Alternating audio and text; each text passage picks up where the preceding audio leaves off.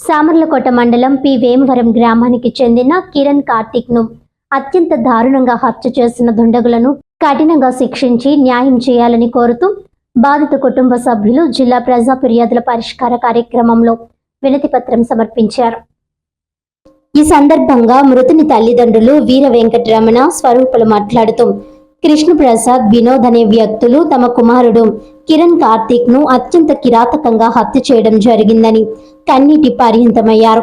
హత్యకు సంబంధించి సామర్లకోట పోలీస్ వారు నిందితులపై కఠిన చర్యలు తీసుకోకుండా తాత్సారం చేస్తున్నారని ఆవేదన వ్యక్తం చేశారు. తమకు న్యాయం చేయకపోగా తమ కుమారుడిపై లేనిపోని అసత్య ఆరోపణలు చేస్తున్నారని ఆవేదన వ్యక్తం చేశారు. ఇప్పటికైనా జిల్లా ఉన్నతాధికారులు కలుగజేసుకుని హత్యకు పాల్పడిన నిందితులను కఠినంగా శిక్షించి తమకు న్యాయం చేయాలని కోరారు. ఈ కార్యక్రమంలో పెద్ద ఎత్తున బాధిత కుటుంబ సభ్యులు, బంధుమిత్రులు తదితరులు పాల్గొన్నారు. కిరణ్ కార్తిక్ మా పెద్ద అబ్బాయి అండి. 24వ తారీఖు ఇంట్లో నుంచి బయటకు వెళ్తానని వెళ్ళాడండి. మరి అప్పటి నుంచి తిరిగి రాలేదండి. బయట అదే పాప ఇచ్చి వెళ్ళాడేమో అనేసి మేము అనుకున్నామండి. 4వ తారీఖున సిఏ గారు ఫోన్ చేసి ఫలానా వాళ్ళు చంపేశారని చెప్పారండి. ఎందుకు చంపేశారంటే మీ అబ్బాయి వాళ్ళ చెల్లితోటి ఫోన్ కాల్స్ మాట్లాడుతున్నాడంటే అనుమానంతో చంపేశారనేసి అంటున్నారండి. ఆ అమ్మాయి పేరు ప్రమేళ అండి. మరి నోలకతోటి ప్రమేళ అండి అమ్మాయి పేరు. మరి వాళ్ళ చెల్లితో మాట్లాడుతున్నాడని చంపేసినప్పుడు మరి వాళ్ళ చెల్లిని కూడా ఎంక్వైరీ చేయాలి కదండి. మరి మీడియా ముందుకు తీసుకురాలేదండి అమ్మాయిని, ఎంక్వైరీ చేయలేదండి సిఏ గారు. ఏదన్నా తప్పు మా అబ్బాయిది అంటున్నారు తప్పించి వాళ్ళది ఏదీ లేదంటున్నారండి.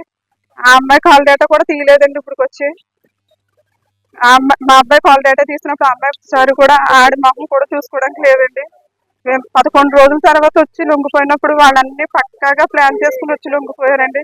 వాడు చూడడానికి కూడా ఏమీ లేవండి, ఉన్నాయండి అసలు ఏమి. నా పేరు నొక్కు వీర వెంకటరమణ.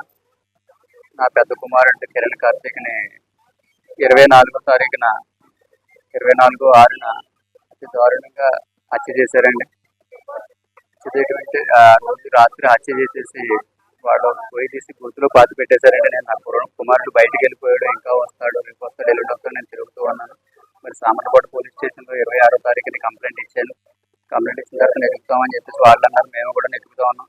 కానీ 4వ తారీఖుని పోలీస్ స్టేషన్కి వచ్చి ఎవరైతే హత్య చేశారో అందులో ఒక అబ్బాయి వచ్చి సార్ మేమే హత్య చేసాము అని చెప్పడం జరిగింది. చెప్పిన వెంటనే మా పోలీసు వాళ్ళు మా ఊరు గ్రామస్తులకి తెలియజేశారండి, పెద్దలకి.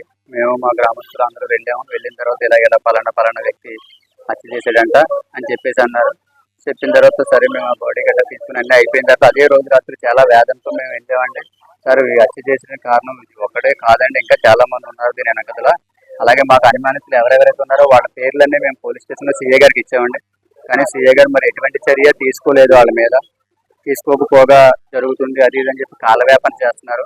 అలాగే లాస్ట్ మొన్న సోమవారం మన ఎస్పీ ఆఫీస్లో కూడా కంప్లైంట్ ఇచ్చామండి. డిఎస్పీ గారికి పంపించారు, పెద్దాపురం డిఎస్పీ గారికి పంపించారు. పెద్దాపురం డిఎస్పీ గారికి పంపిస్తే అది కూడా సీఏ గారి దగ్గరికి వచ్చింది.